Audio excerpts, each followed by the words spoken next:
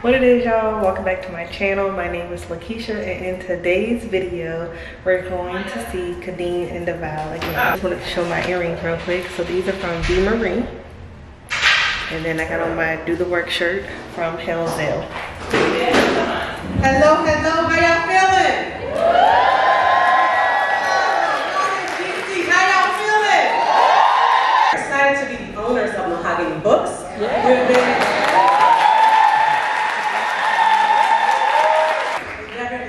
It's never lost on me, the work that we do in our community, to bring events to this community, right? To this space, to this place, to the art. Here's my husband. Come on up for a second. Y'all came to see Khadeen and we are too, we did too, but I want to make space and honor this brother right here who holds us down in every facet of our business. So this is Derek Young. Again, I just want to make space to say thank you to all of you who came out tonight, but you made time, space, and intention to be here tonight to share this space with us, so thank you. Give a round of applause for yourselves. All right, so I have the honor of introducing our amazing moderator, Ms. Jeanette Reyes.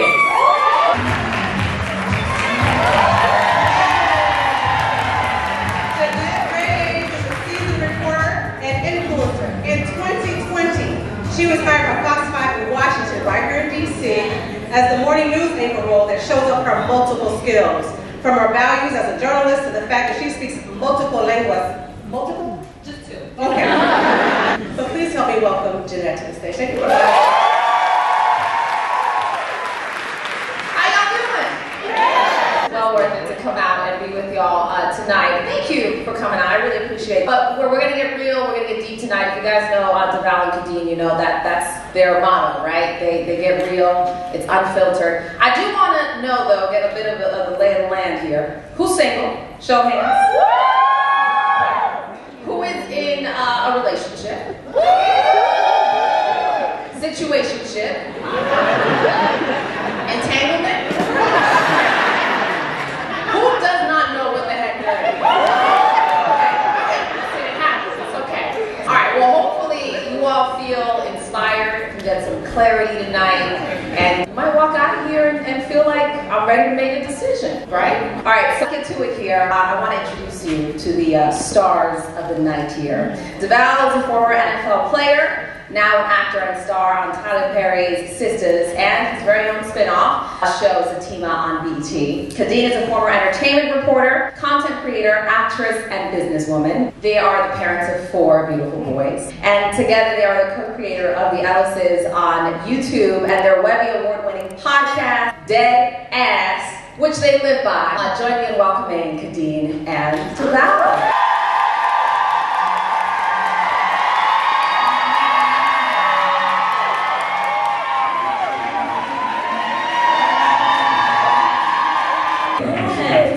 It's giving Black History Month. Hey. Look at all these beautiful faces. Yes. I am so excited tonight. How y'all feeling? We're feeling great. Yes. Do you ever get a little nervous before these things? I think it's always a little like anxiety just to kind of get started and meeting everybody. So it's natural, but then once I get here, I'm always ready. Football is like when you have to try to catch a punt in front of 80,000 people and 4 million people watching at home, and that ball goes up in the air and it's like this big, and you got 250-pound men running down to kill you. Once you've been through that, it's kind of like, what am I nervous? We can't relate to that specifically. I get it. He puts me through some football workouts though, so he makes me feel like I'm an athlete. Well, I'm excited to talk to you all, and I'm sure they are as well. I want to start like with the basics here. Okay.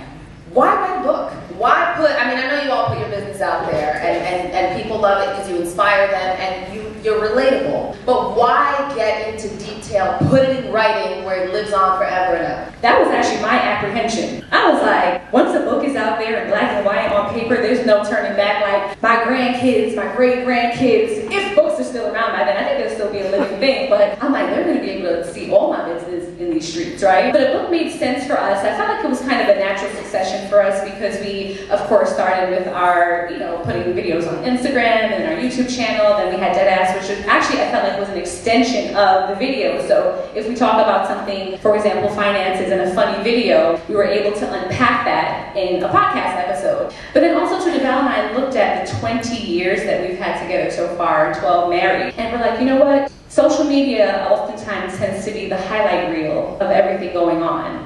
And I meet people sometimes and they're like, you know, I can't wait to find my Devale, or I wish I had me a Khadeen. And I'm like, well, Devale and Khadeen y'all see here today are not Devale and Khadeen 20 years ago. It took a lot of work and sacrifice to get here. So it was important for us to really think about moments that we can put in the book that were pivotal for us as a couple, so people can see that we've been putting in the work for a very long time. But if you think about all the mediums that have come and gone, right? Like DVDs, no one uses those anymore. CDs, 8-track, cassette tapes. Books don't go anywhere. And if you want to leave your imprint on humanity, what a better way than to do it in a book?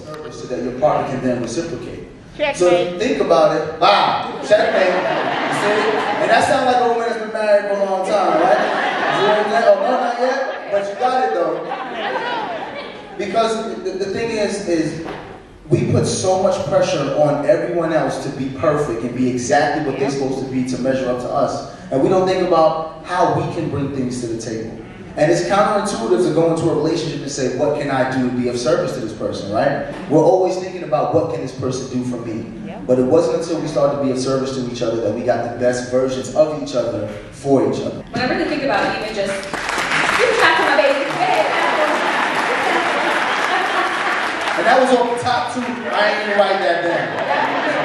It's very good. It's very good. No, I just think about Devale and I's relationship. We were together for 13 years, together 8, married 5, before we even figured this service thing out, right? Who listens to the podcast? Yes. You guys remember the episode Simp and Submission? Yeah. I was gonna get into that. Okay. So I'm jumping the gun here a bit, but Devale and I got a lot of slack for that because people felt like, well, man, you know, he's a simp because he caters to his wife, and oh, she's submissive because she listens to her husband. But for us, we really feel like the service component is really what allowed us to be able to not only communicate better, but anticipate each other's needs, right? So think about this. You wake up in the morning next to your spouse, to your partner, and the first thing that entered my mind after we made this revelation was, what can I do to make Devale's day better? How can I alleviate some of the stress? What can I take off of his plate to just make it that much lighter for him today? Because we have so many moving parts, right? And the minute I did that, I almost saw like the light in his eye, like, oh wow, okay, like you took the time to think about me today. Here's something I can use help with. And then by doing that, it then freed up time or space for him to say, you know what? That was thoughtful. What can I do now for you to make your day that much better? I think that's key, because what people miss is that it's reciprocated. It's not a one-way street, right? And when people hear service and submission, they hear you do for me because I'm a man and that's the way it is. It's the negative connotation for sure. But I also think it's important for people to understand how we got to that point. Right? Like it wasn't some magical moment where Khadeen just woke up and said, let me start to serve my husband. That didn't happen. I remember it was... Sorry guys, it doesn't happen like that. And this is part of the brutal honesty, and I'm going to speak to the gentleman in the room, right? It is okay for us as men to say what we need, what we want, and we desire, if you are willing to be of service to the person that you want to be with for the rest of your life. For example, I'll never forget, it was December 31st, 2020. We were getting ready to move into our home. We had just finished closing on our home. We were getting ready to move into the home. We were in our parents' house. And I said, okay, let me ask you a question. When you wake up in the morning, what's the first thing that comes to your mind? And the first thing she said was the kids. Gotta get something to eat. I know I got my workout in. Gotta figure out what my boss is. And she ran through a whole gamut of stuff. And I said, do you realize you haven't even named me yet? And she was like, wow. And I said, you know, when I first wake up in the morning, my first thing is let me make sure that my wife is okay. And then she said, that never really clicked to me because you're always okay. And that's when I realized I was doing a poor job of telling my wife that I'm not always okay. I was always trying to wear the cape. I was always trying to be the provider and the protector. And then once I let my guard down and became more vulnerable, that's when my wife started to realize that, wait a minute, if he's not always okay, I have to be the one to be there for him. So, and I tell you that story because I don't want people to think that it's a magical thing that happens. You have to be brutally honest about what you want, and that goes for men and for women. I love that. It's key that you didn't get defensive, or at least I'm not getting that she was defensive about it. No, and we had a lot of defensive conversations before that. Moments, because I was perfect. Don't get into it. I was perfect. You were the one with the problems. But I really had had to reflect because I also realized like certain roadblocks in our relationship over the course of the 20 years. And I'm like, man, am I listening or am I listening? There's a difference. And not just actively listening, but also taking the steps to make changes, right? So I think for a long time they were falling on deaf ears, with me at least, because again, I look at Devale and he's always okay. I always got it. Just recently, we had something happen last November where he was just completely burnt out, passed out on set. It was a major thing. And I'm in Jamaica, Dutty whining on the beach, drinking my own punch at my friend's wedding. And he says, yeah, you know, my blood pressure's low, I'm dehydrated, I kind of passed out on set, but I'm okay, I'm gonna go home, sleep, drink some water, get an IV, I'll be fine. And I'm like, all right, cool. You know, because I thought he was gonna be fine. Never knew the extent to which things were happening because he's always fine. So now I'm even more purposeful now about looking him in the eye. And he looks at me crazy nowadays. Like I literally just said to him today, like I looked at him like, are you okay? And he's like, yeah. Why are you asking me? I asked him several times because I need to know for sure. I need to know. It's just necessary. The women's bodies being under attack, I felt like it was just necessary to share that. So I hope that you guys, when you read that portion of it, I guess not that you enjoy it, but you can understand where we were at that time, you know. Yeah, I would have to agree, first of all. I didn't mean to make you cry too. You made all of us cry. It wasn't supposed to be that kind of night. It was supposed to be real life. I want to say that when people ask me all the time, like, how can we get what you and Khadeen have, right? I never find the words. Because I don't, like, this is ordained. I never thought I was going to be like, I am probably like the most super macho man that I try to be from Brooklyn. But when it comes to her, there's no, like, that's all out the window. The whole vibrato is all out the window. Like, this is my homie, my dog. Like, I would kill for her. I would die for her. Like, Don't laugh at me, we'll be dying together. It's giving Notebook. Good, first of all, she made me watch the Notebook in college. I cried. I was like, they both died together on the end. What are we watching? I never practiced. I'll tell you one thing, I realized how powerful my wife is, right? Because I grew up a very strict Southern Baptist. And when you go through situations like that, you always feel like you're failing everybody. Right? I failed everybody. I can't tell nobody, I can't do this. Now, I told my pops, because my pops is my dog. Like, of course, I had to, you know, go through the process with her, and he was just like, you better make sure that Khadeen is okay. I didn't tell any of the women in my family because I was just like, I don't want to be judged. But then when the book was coming out, I said, yo, I got to speak truthfully to my family. I don't want them to find out and read it. And I was speaking to members of my family, I don't want to say who, so I don't want to share their business. And I told them what happened. And they put their hands on me and said, baby, I've been there. Oh, wow. And for the first time, as a grown man, I looked at the women who I never wanted to fail, never wanted to disappoint, and be like, man, you're human, and you see me. You know what I'm saying? Like, you see me. So I just wanted to say, like, you are so powerful for choosing to share that story, because now there's so many women that are going to be seen. And they're going to feel like, wow, like, I'm not alone in the process. I just want to give you your flowers now.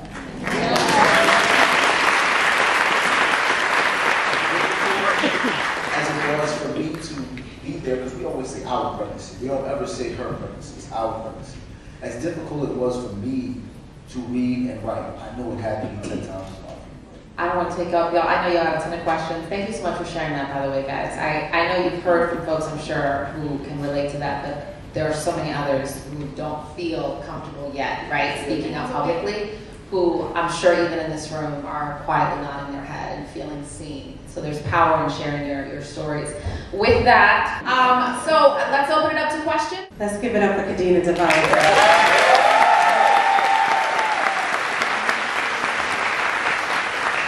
If you have a question, please come down to any microphone on this side. We'll probably got time for maybe two on each side. We'll see. We'll play it by ear. Come on down on either side. We'll open up for questions. My name is, I love you guys.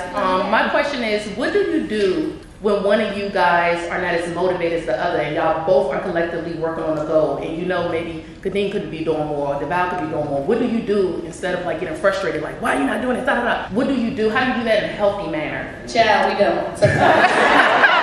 I needed the answer. Child, we She's don't. about to kill me right now. Oh, I needed the answer. Listen, sis, this guy here has no off button, okay? No off button. That's the that she pointed at her man too. No off button. And I respect it though, because why? It's easy to be a follower because I'm like, man, my man's gonna get it done, right? His work ethic is unlike anyone I've ever seen in life. And he doesn't, and it's particularly difficult because we work together on so many things. So I'm like, baby, sometimes I just want my man. Like I just want my boyfriend. I don't want Devale the business partner. I don't want Devale the co-host. I don't want Devale the author. I want my man. So what it requires for us to do is really find ways, and I'm normally deliberate about saying, we're gonna turn the phone off, you're gonna have to put the phone down. I tend to be the one that's not as motivated half the time because I need my break. Like I'm no longer on this team no sleep wave. I need my sleep. I need my sleep, I need my rest, and I'm going to take that. So in order to motivate each other, I usually feel like I don't want to let him down, so sometimes I'll try to push the envelope and work overdrive, but it never works out well for me. So we've learned that our processes are different, and because our processes are different, we have to respect each other's process. So I'm changing diapers, I'm breastfeeding, I'm doing a ton of things at the same time because usually I try to alleviate things off of Devale's plate so he could be his best self, right? And in doing that though, things falter and I look like the weakest link. And sometimes we have moments like that. But Devale has learned to give me a lot of grace in the moment, and he does learn how to turn things off. And he's learned better ways to motivate me other than yelling or putting me down so I don't feel inadequate. Yeah, because we've been there. Yeah, are you the one who? I'm the motivator. I don't have no stop button. So go. I can tell by the way you ask. When you grab the mic and you just say, so I just want to know when your partner just go get his black ass up. Come here. I started sweating looking at you. I don't want she's the one. I mean, I just feel like we have these goals, and if he's not wanted as me, I'm like, what are you doing? We need home? You gotta marry me? I need the process. So this is what I'll say, right? Do you have faith in your own discernment to pick a partner that's going to be there for you when you need her? Yes. So if you have faith in your own discernment, you have to learn to be like, my partner has his own process. That's true. This is maturity. Now I'll tell you the story about how I was a while back. But I've learned to say, you know what? You don't want to do the chapters that Leah asked us to do 6 months ago. You can do that on your own time. I'm going to do extra chapters. So that's what it is. If you know it won't kill you to do more, that's true. Do more. That's what I meant. It's not going to be 50-50. Sometimes it's going to be 90-10. I'll tell you what, when she was pregnant, it was 95% her carrying them babies. That's true. I held the hand. I had my 5%. You know what I'm saying? Yeah. But the table will turn at some point, and you're going to have to understand when he's pushing you for certain reasons. And the reason why I need you to understand how hard that is for him is because I was bad with this because I grew up with my parents who were the type of parents who were just like, everything you do is not good enough. I can get 95 on the test, it's like, what are the other 5 points? Oh, wow. You know what I'm saying? I got kicked off the basketball team by my mom. My GPA dropped below 90. I had a teacher who gave me a 75. For missing homework that I did, he misplaced Mr. Fast and stupid ass.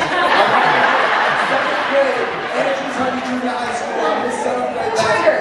Mr. Fast gave me a 75 because he misplaced my homework. My mother said, I don't care if it was misplaced. You should have gave that man his stuff in his hand so you could have your 90 average and you not playing basketball. That was my mentality. But that's also what made me great. I had coaches who motivated, called me every curse word in the book, and it made me great. So in my mind, when you communicate to people the way you like being communicated to, you think it's going to make them great. Don't work. It didn't work. Yeah. I'll never forget. This is a chapter in the book you'll read about.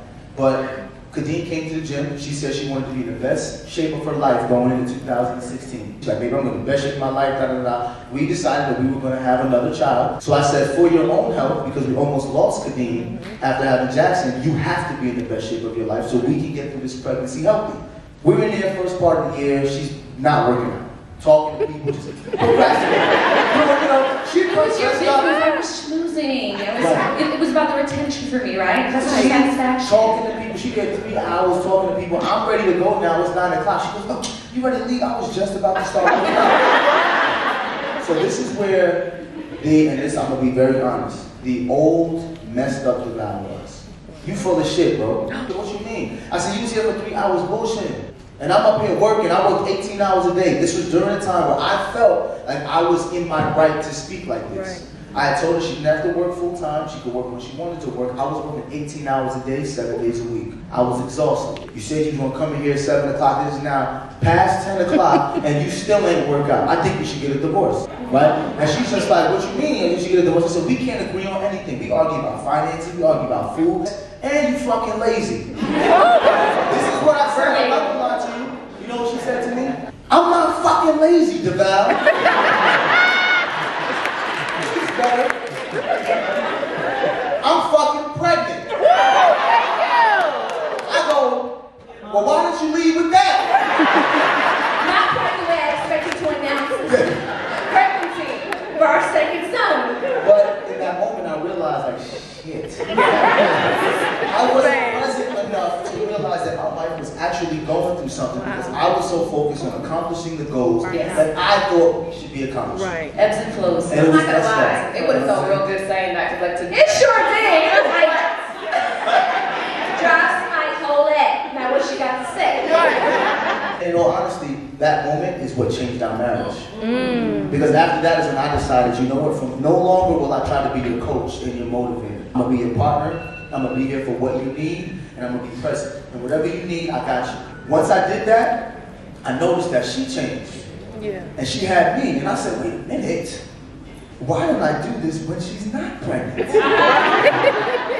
And then Cairo came, and then shortly after that, Kaz came. Right? And then, Shortly after that, for real, 6 months later to be exact, because he was just delivering on everything. I was like, well, I guess I'm gonna deliver again. She was delivering at that point, you know what I'm saying? Giving her grace and allowing your partner to develop their own process is how you get through those times. I love But it. don't forget to just be friends too in the process. Yes. Thank you. Thank No, you. you're right. 6 months after we have Cairo. Cairo's 6 months old, right? Black Love. Who watched the Black Love series? Shout out to Tommy and Cody. So we were about to take Black Love. At this point, don't know I'm pregnant with Kaz, so I'm already feeling some kind of way, and I don't know what it is exactly, but I'm pumping. Before she comes in, I'm trying to get dressed. Devale's like, they're downstairs, you don't have no pants on, put your pants on. And then I'm like, yo, you gotta hurry up. Like, they're about to come upstairs. She's like, you're not gonna be rushing me. You're not gonna be rushing me. I'm like, yo, what's with the hostility? Like, I'm just trying to tell you, people are coming in the house and this and that. She's like, you know what? I never wanted to do this shit anyway. Y'all think my mouth is crazy, right? She Jamaican and intention from Brooklyn. Her mouth is crazy. Right? So she's like, I'm not doing this shit no more. I said, these people flew all the way from LA to come interview us. Her words verbatim was like, I don't care about black love, fuck black love. I'm like, I got her pants, right? I'm trying to put my pants up. And then I'm post-baby, 6 months, so nothing fits, nothing looks good. I'm supposed to be on camera, my hair ain't right. Too many things. The best part though, right? We argue, the doorbell rings, ding dong, this is us. How was your trip?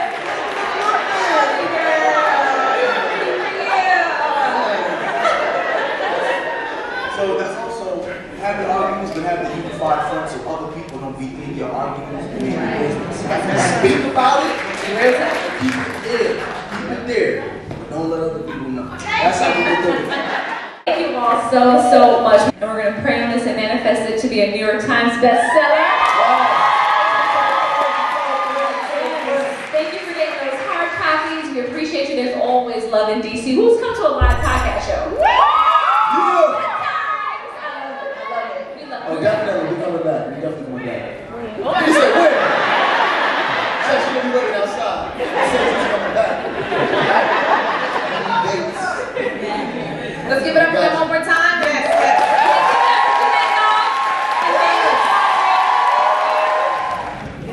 Make sure you get out. Yeah, cause we definitely not in it.